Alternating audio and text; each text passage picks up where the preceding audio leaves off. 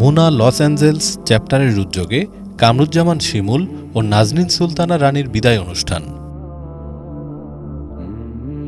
Muslim Ummah of North America MUNA west zone coordinator Kamruzzaman Shimul এবং MUNA children's ডিপার্টমেন্টের director Naznin Sultana রানীর বিদায় উপলক্ষে গত ৯ আগস্ট রোববার মুনা লস অ্যাঞ্জেলেস চ্যাপ্টারের উদ্যোগে একটি ছোট পরিসরে বিদায় অনুষ্ঠানের আয়োজন করা হয়।